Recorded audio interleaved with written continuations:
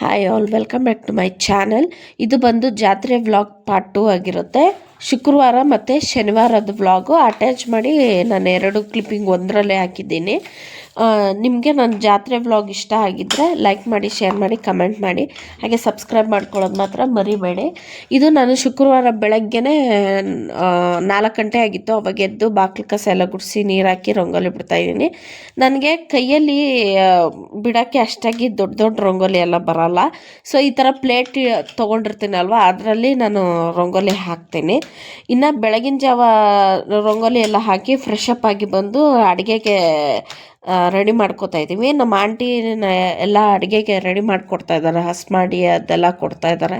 ನಾನು ಹಾಗೆ ಗ್ಯಾಸ್ ಮೇಲೇ ಸ್ವಲ್ಪ 4 ಸ್ಟವ್ ತೊಗೊಂಡೋಗಿದ್ವಲ್ಲ, ಅದ್ರ ಮೇಲೇ ನಾನು ಇಟ್ಟು ಎಲ್ಲ ಅಡುಗೆಗೆ ಪ್ರಿಪ್ರೇಷನ್ ಮಾಡ್ಕೋತಾ ಇದ್ದೀನಿ. ನನಗೇನಪ್ಪ ಅಂತಂದರೆ, ಈ ಥರ ಹಬ್ಬಗಳಲ್ಲಾಗಲಿ ಬೆಳಗ್ಗೆನೇ ಬೇಗ ಎದ್ದು ಎಲ್ಲ ಫ್ರೆಶ್ ಅಪ್ ಎಲ್ಲ ಆಗಿ ಅಷ್ಟರಲ್ಲೇ ಎಲ್ಲ ಕೆಲಸ ಮಾಡಿಕೊಂಡು ನಾನು ಅಡುಗೆಗೆ ಶುರು ಮಾಡಿಬಿಡ್ತೀನಿ. ಏನಪ್ಪ ಆಗುತ್ತಂದರೆ, ಹಬ್ಬನೇ ಅನ್ಸ್ಕೊಳ್ಳಲ್ಲ ನಮಗೆ ಹೆಣ್ಮಕ್ಳಿಗೆ. ಬೆಳಗ್ಗೆಯಿಂದ ಸಂಜೆವರೆಗೂ ಹಬ್ಬದ ಅಡುಗೆ ಮಾಡೋದ್ರಲ್ಲೇ ಅರ್ಧ ಟೈಮ್ ಪಾಸ್ ಕಳೆದ್ಬಿಟ್ಟಿರ್ತೀವಿ. ಇನ್ನು ನಾವೇನಾದರೂ ಹಬ್ಬ ಸೆಲೆಬ್ರೇಟ್ ಮಾಡೋಣ ಅನ್ನೋ ಅಷ್ಟೊತ್ತಿಗೆ ನಮಗೆ ಸಾಯಂಕಾಲನೇ ಆಗೋಗುತ್ತೆ. ಇನ್ನು ಹಬ್ಬದ ಅಡುಗೆ ಮಾಡಿದ್ರೆ ಕೇಳಬೇಕಾ, ಪಾತ್ರೆ ತೊಳೆಯೋದ್ರಲ್ಲೇ ಅರ್ಧ ದಿನ ಕಳೆದೋಗ್ಬಿಡುತ್ತೆ. ಇನ್ನು ಅರ್ಧ ದಿನ ಅಡುಗೆ ಮಾಡೋದ್ರಾಗೆ ಕಳೆದೋಗ್ಬಿಡುತ್ತೆ. ಇನ್ನು ನಾವು ಹಬ್ಬ ಅಂತ ಸೆಲೆಬ್ರೇಟ್ ಮಾಡೋದಾದ್ರೂ ಯಾವಾಗ ಹೇಳಿ? ಹಾಗಾಗಿ ನಾನೇನು ಮಾಡ್ತೀನಿ, ಬೆಳಗ್ಗೆ ಬೇಗನೆ ಎದ್ದು ಅಡುಗೆ ಶುರು ಮಾಡ್ತೀನಿ. ಒಂದು 7-8 ಗಂಟೆ ಅನ್ನೋದರಲ್ಲಿ ಅಡುಗೆ ಮಾಡೋದು ಆಗೋಗ್ಬಿಡುತ್ತೆ. ಅಷ್ಟರೊಳಗೆ ಆಮೇಲೆ ನಮಗೆ ಒಂದು ಸ್ವಲ್ಪ ರೆಸ್ಟ್ ತೊಗೋಬೋದು. ನಮಗೂ ಸ್ವಲ್ಪ ಹಬ್ಬ ಅಂತ ನಮಗೂ ಒಂದು ಸ್ವಲ್ಪ ಫೀಲ್ ಆಗುತ್ತೆ. ಆ ದಿನ ಏನಾಗುತ್ತೆ, ಮನೇಲಿ ಎಲ್ಲರೂ ಇರ್ತಾರೆ, ಅವ್ರ ಜೊತೆ ಸ್ವಲ್ಪ ಮಾತಾಡೋದಾಗಲಿ, ಎಂಜಾಯ್ ಮಾಡೋದಾಗಲಿ ನಮಗೂ ಸ್ವಲ್ಪ ಟೈಮ್ ಪಾಸ್ ಆಗುತ್ತೆ. ನಾನು ಹಾಗಾಗಿ ಏನು ಮಾಡ್ತೀನಿ, ಬೇಗನೆ ಎದ್ದು ಒಂದು 8 ಗಂಟೆ 10 ಗಂಟೆ ಅಷ್ಟೊತ್ತಿಗೆ ನಂದು ಅಡುಗೆ ಕೆಲಸ, ಕ್ಲೀನಿಂಗ್ ಕೆಲಸ, ಪಾತ್ರೆ ತೊಳೆಯೋದು ಪ್ರತಿಯೊಂದು ಮುಗಿಸ್ಬಿಡ್ತೀನಿ. ಮುಗಿಸಿ ಇನ್ನು ನಮ್ಮ ಮನೆಯವರು ಸ್ನಾನ ಮಾಡಿ ಫ್ರೆಶ್ ಅಪ್ ಆಗಿ ನೈವೇದ್ಯ ಮಾಡ್ತಾರೆ. ಇನ್ನು ಇಷ್ಟೆಲ್ಲ ಮಾಡೋ ಅಷ್ಟೊತ್ತಿಗೆ ನಮಗೇನಾಗುತ್ತೆ ಹೇಳಿ, ಬೆಳಗ್ಗೆ ಹೊತ್ತು ಲೇಟಾಗಿ ಎದ್ದರೆ ಮಕ್ಕಳು ಹಿಡ್ಕೊಂಡಂತೂ ಮಾಡೋಕ್ಕೆ ಮೊದಲೇ ಆಗೋದಿಲ್ಲ. ದಿನ ಪೂರ್ತಿ ಅದರಲ್ಲೇ ಟೈಮ್ ಪಾಸ್ ಆಗಿಬಿಡುತ್ತೆ. ಸೊ ಅದಕ್ಕಾಗಿ ನಾನು ಬೇಗ ಎದ್ದು ನಾನು ಮಾಡ್ತೀನಿ. ನಿಮಗೂ ಈ ಥರ ನಾನು ಮಾಡೋ ಥರ ರೊಟೀನ್ ನಿಮ್ಗೆ ಇಷ್ಟ ಆಗಿದ್ರೆ ಬೇಗ ಎದ್ದು ಒಂದು ದಿವಸ ನಿದ್ದೆಗೆಟ್ಟರೆ ಏನಾಗಲ್ಲ. ಯಾಕಂದರೆ ದಿನ ಪೂರ್ತಿ ನಾವು ಲೇಟಾಗಿ ಹೇಳೋದಿದ್ದೇ ಇರುತ್ತೆ. ಹಬ್ಬದಲ್ಲಾದರೂ ಬೇಗ ಎದ್ದು ಮಾಡೋದು ಒಂದೊಂದು ರೂಢಿ ಇಟ್ಕೊಂಬಿಟ್ಟಿದ್ದೀನಿ ನಾನು. ಹಾಗಾಗಿ ನಿಮಗೂ ಈ ಥರ ಏನಾದ್ರು ಇಷ್ಟ ಆದರೆ ನೀವು ಈ ಥರ ಮಾಡಿರಿ ಅಷ್ಟೇ. ಮತ್ತಿನ್ನೇನು ಹೇಳೋಕ್ಕಾಗಲ್ಲ ನಾನು. ಯಾಕಂದರೆ ನನ್ನ ಥರನೇ ಮಾಡಬೇಕು ಅಂತ ನಾನು ಯಾರನ್ನೂ ಎಕ್ಸ್ಪೆಕ್ಟ್ ಮಾಡೋಕ್ಕೆ ಹೋಗಲ್ಲ. ಯಾಕಂದರೆ ನಾನು ಒಬ್ಬಳೇ ಮಾಡೋದಲ್ವ. ಹಾಗಾಗಿ ನನಗೆ ಯಾರಿಗೂ ಮಕ್ಕಳನ್ನ ಅಳಿಸ್ಕೊಂಡು ಬರ್ಡನ್ ಮಾಡಿಕೊಂಡು ನಾನು ಕೆಲಸ ಮಾಡಬಾರ್ದು ಅಂತ ನಾನು ಈ ಥರ ರೂಢಿ ಮಾಡ್ಕೊಂಬಿಟ್ಟಿದ್ದೀನಿ. ಪ್ರತಿಯೊಂದು ಹಬ್ಬ ಬರಲಿ, ಯಾವುದೇ ಬರಲಿ, ಈ ಥರ ರೂಢಿ ನನಗೆ. ಆವತ್ತಿನ ದಿನ ರಾತ್ರಿ ಎಲ್ಲ ನಿದ್ದೆನೇ ಬರೋಲ್ಲ ನನಗೆ. ಯಾವಾಗ ಎದ್ದು ಮಾಡ್ಲೋ ಅನ್ನಂಗೆ ಆಗಿರುತ್ತೆ. ಇನ್ನು ಅವತ್ತೇನಾಯ್ತು ಅಂದರೆ, ನಾನು ಬೇಗ ಎದ್ದು ಮಾಡಿದ್ದೀನಿ. ನೋಡಿದ್ರೆ ಹಿಂದಿನ ದಿನ ನೈಟೇ ದೇವಸ್ಥಾನದಲ್ಲಿ ಅನೌನ್ಸ್ ಮಾಡಿಬಿಟ್ಟಿದ್ದಾರೆ. ಏನಪ್ಪ ಅಂತಂದರೆ, ಊರಲ್ಲಿ ಯಾರೋ ತೀರ್ಕೊಂಡಿದ್ದಾರೆ, ನಾಳೆ ದೇವ್ರಿಗೆ ಮಡ್ಲಕ್ಕಿ ಸಾಮಾನು ತುಂಬೋದು ಸಾಯಂಕಾಲದ ಮೇಲೆ ಅಂತ. ಅದು ನಮಗೆ ಗೊತ್ತೇ ಇಲ್ಲ. ನಾವೇನು ಮಾಡಿಬಿಟ್ಟಿದ್ದೀವಿ, ಹಿಂದಿನ ದಿನ ಸ್ವಲ್ಪ ಟಯರ್ಡ್ ಜಾಸ್ತಿ ಆಗಿತ್ತು ಟ್ರಾವೆಲ್ ಮಾಡಿ ಅಂಥೇಳಿ ಬೇಗ ಮಲ್ಕೊಂಬಿಟ್ಟಿದ್ದೀವಿ. ಹಾಗಾಗಿ ನಮಗದು ಗೊತ್ತೇ ಆಗಿಲ್ಲ. ನಾನು ಬೆಳಗಿನ ಜಾವ ಮಾಮೂಲಿ ಕ್ಯಾಶುವಲಾಗಿ ನಾನು ಮಾಮೂಲಿ ಯಾವಾಗ ಹೇಗೆ ಹೇಳ್ತೀನೋ ಹಾಗೆ ಬೇಗ ಎದ್ದು ಅಡುಗೆ ಮಾಡಿಬಿಟ್ಟಿದ್ದೀನಿ. 7-8 ಗಂಟೆ ಅನ್ನೋದ್ರಾಗ ನಾನು ಮಿಕ್ಸಿ ಹಾಕ್ಕೊಳ್ಳೋದು ಏನೇನು ಪ್ರತಿಯೊಂದು ಎಲ್ಲ ರುಬ್ಕೋತಾ ಇದ್ದೆ.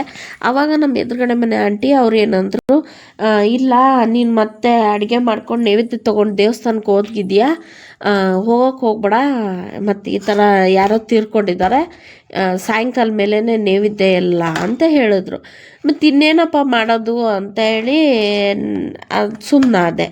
ಇನ್ನು ಅಲ್ಲಿ ಅದೇನು ನಾವು ಅದೆಲ್ಲ ಏನು ನಡೆಸಲ್ಲ. ನಮ್ಮ ಸಂಬಂಧಿಕರು ಯಾರಾದರೂ ಆಗಿದ್ದರೆ ಮಾತ್ರ ನಾವು ಆ ಥರ ನೈವೇದ್ಯ ಮಾಡಿದ್ರೆ ಎಲ್ಲ ಚೆಲ್ಬಿಡ್ತೀವಿ ಅಡುಗೆ ಮಾಡಿದಾಗ. ಅದು ಸೂತ್ಕ ಬರುತ್ತೆ ಅಂತ. ಈ ಥರ ಏನು ಊರಲ್ಲಿ ಯಾರಾದ್ರು ತೀರ್ಕೊಂಡ್ರೆ ಏನು ನಡೆಯುತ್ತೆ, ಅದೇನು ಪ್ರಾಬ್ಲಮ್ ಏನು ಆಗಲ್ಲ.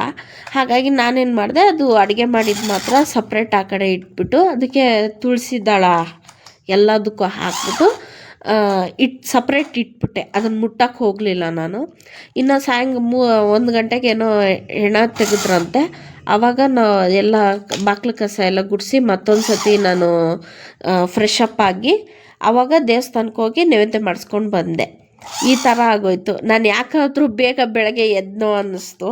ನಮ್ಮ ಆಂಟಿ ಅಂತ ಇದ್ದರು, ಏನಾಗಲ್ಲ, ನೀನು ಯಾಕೆ ಇದು ಮಾಡ್ಕೋತೀಯ, ಹೆಂಗೋ ಅಂದರೆ ಒಳ್ಳೆ ಮನಸ್ಸಿಂದ ನಾವು ಮಾಡಿರ್ತೀವಿ ಅಂದಮೇಲೆ ಅದೆಲ್ಲ ನೀನು ತಲೆ ಕೆಡಿಸ್ಕೋಬೇಡ, ಏನಾಗಲ್ಲ, ನೀನು ಮಾಡಿದ್ಯಾ ತಾನೇ, ಬಿಡು, ಅದೆಲ್ಲ ಯಾಕೆ ತಲೆಗೆ ಹಾಕೋತೀಯಾ ಅಂತ ಹೇಳಿದ್ರು. ಹಾಗಾಗಿ ನಾನೇನು ಮಾಡಿದೆ, ಇರಲಿ ಬಿಡು, ಹೇಗೂ ಮಾಡಿದ್ದೀವಲ್ಲ, ಹೆಂಗೋ ಆಗೋಗ್ಬಿಟ್ಟಿದೆ ಅಂಥೇಳಿ ಸುಮ್ಮನಾದೆ.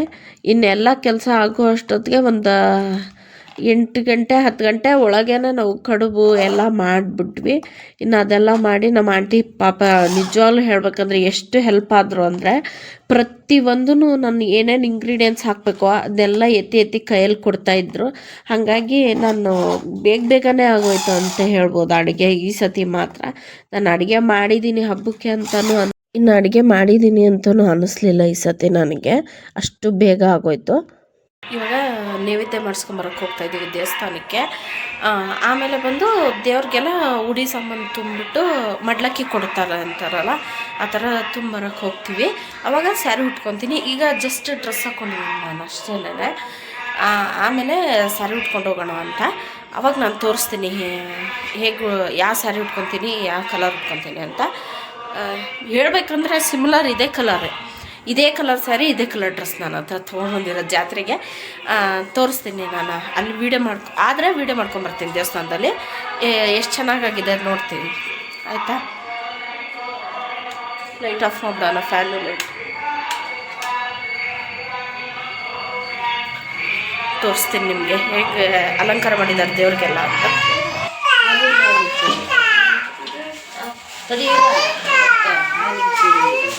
ಇದೇನು ಕಡುಬು, ಕೋಸಂಬರಿ, ಪಲ್ಯ ಅಕ್ಕಿ ಬಸ.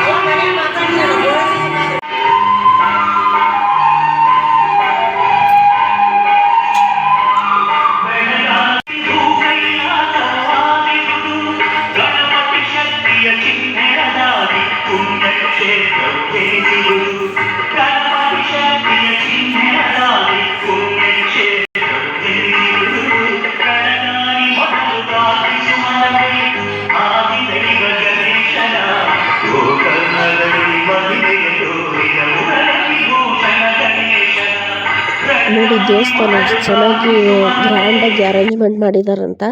ಜಾತ್ರೆಯಲ್ಲಿ ದೇವಸ್ಥಾನಗಳು ನೋಡೋದೇ ಒಂದು ಖುಷಿ ಆಗಿಬಿಡುತ್ತೆ ನಮಗೆ. ದೇವ್ರನ್ನ ಅಲಂಕಾರ ಮಾಡೋದಾಗಲಿ, ಹಾಗೆ ಈ ಥರ ಪೂಜೆ ಪುನಸ್ಕಾರ ಆಗಲಿ ನಂಗೆ ತುಂಬ ಇಷ್ಟ ಮಾಡೋದು. ಇನ್ನು ನೈವೇದ್ಯ ಎಲ್ಲ ಮುಗಿಸ್ಕೊಂಡು ನಾನು ಮನೆಗೆ ಬಂದು ಊಟ ಗೀಟ ಮಾಡಿಕೊಂಡು ಸಾಯಂಕಾಲನೇ ಆಗೋಯ್ತು, ಒಂದು 5:30 ಆಗಿತ್ತು. ಆವಾಗ ಮತ್ತೆ ಸೀರೆ ಉಟ್ಕೊಂಡು ಮಡ್ಲಕ್ಕಿ ತುಂಬಕ್ಕೆ ಅಂತ ಹೋದ್ವಿ ನಾವು ದೇವಸ್ಥಾನಕ್ಕೆ. ಸುಮಾರು ಒಂದು 18 ದೇವಸ್ಥಾನ ಇದೆ. ಹೆಣ್ಣು ದೇವರು ಒಂದು 9 ದೇವರೇನೋ ಇದೆ. ಎಲ್ಲ ದೇವ್ರಿಗೂ ಮಡ್ಲಕ್ಕಿ ತುಂಬಿಬಿಟ್ಟು ಗಂಡು ದೇವ್ರಿಗೆ ಹಣ್ಣು ಕಾಯಿ ಆಶೀರ್ವಾದ ಮಾಡಿಸ್ಕೊಂಡು ನಾವು ಬಂದ್ವಿ. ನನಗಂತೂ ಯಾವಾಗೂ ಇಷ್ಟು ಓಡಾಡಲ್ವಲ್ಲ, ಇಡೀ ಊರೇ ಓಡಾಡಬೇಕು.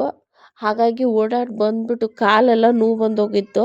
ಇನ್ನು ವರ್ಷಕ್ಕೆ ಒಂದೇ ಸತಿ ಅಲ್ವಾ, ಎಲ್ಲರೂ ಪ್ರತಿಯೊಬ್ಬರು ಬಂದವರೆಲ್ಲರೂ ಆ ಥರ ಮಾಡಿಸ್ಕೊಂಡು ಬರೋದೊಂದು ಅಂದರೆ ಪದೇ ಹೋಗಿ ಪೂಜೆ ಮಾಡಿಸಲ್ವಲ್ಲ, ವರ್ಷಕ್ಕೆ ಒಂದೇ ಸತಿ ಜಾತ್ರೆಯಲ್ಲಿ ಅಂತ ನಮಗೂ ಖುಷಿನೇ, ಊರೆಲ್ಲ ಓಡಾಡಿ ಬರ್ಬೋದು ಅಂತ. ಆದರೆ ಕಾಲು ನಮ್ಮ ಮಾತು ಕೇಳಲ್ವಲ್ಲ, ಹಾಗಾಗಿ ತುಂಬ ಟಯರ್ಡ್ ಆಗಿಬಿಟ್ಟಿತ್ತು. ಅವತ್ತೇನು ನಾನು ವೀಡಿಯೋ ಮಾಡ್ಕೊಳ್ಳೇ ಇಲ್ಲ ಜಾಸ್ತಿ. ಇಷ್ಟು ದೇವಸ್ಥಾನದಲ್ಲಿ ಮಾಡ್ಲಿಕ್ಕೆ ತುಂಬದಷ್ಟು ವೀಡಿಯೋ ಮಾಡಿಕೊಂಡೆ. ಇನ್ನು ನೆಕ್ಸ್ಟ್ ಡೇ ನಾನು ತಿರ್ಗಾ ಮಧ್ಯಾಹ್ನನೇ ನಾನು ವೀಡಿಯೋ ಸ್ಟಾರ್ಟ್ ಮಾಡಿದ್ದು. ಬೆಳಗ್ಗೆ ನನಗೆ ನೆನಪೇ ಆಗಿಲ್ಲ. ಮಧ್ಯಾಹ್ನ ಬಜ್ಜಿ ಮಾಡೋದ್ರಿಂದ ಇವರಿಬ್ಬರು ನೋಡಿ ವಾರ್ ನಡೀತಾ ಇದ್ದೀವಿ ಅದು. ಅವ್ರ ಅಜ್ಜಿ ಗೊತ್ತ ಡ್ಯಾನ್ಸ್ ಮಾಡೋದು.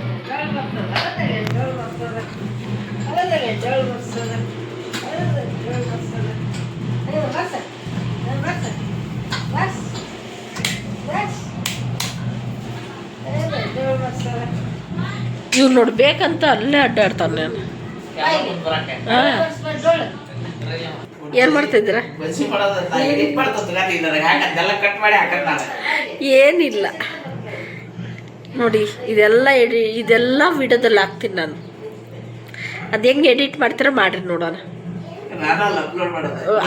ಅದು ಒಂದು ಗ್ಯಾರಂಟಿ ಆಗ್ಬಿಡಿದಲ್ಲ ನಿನಗೆ. ಆಕೆ ಅಲ್ಲಿ ತೋರ್ಸ್ರಿ ನಿಮ್ಮ ಮಗಳು. ಏ ಬಾರಿ ಈ ಕಡೆ ಬಾ ಪ್ರಣವ್ ಬರ್ರಿ ತೋರಿಸ್ತೀನಿ ಬಾ ಒಟ್ಟಿಗೆ ಫೋನಲ್ಲಿ.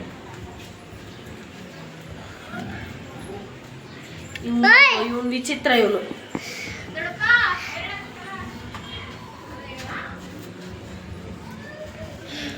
ನಡೀರಿ ಜಾತ್ರೆ ಮಾಡಕ್ಕೆ ಒಂದು ನಡೀರಿ.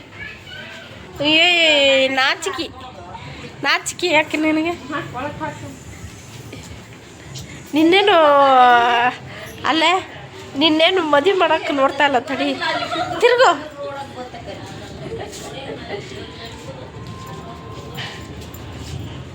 ಇವನಾರ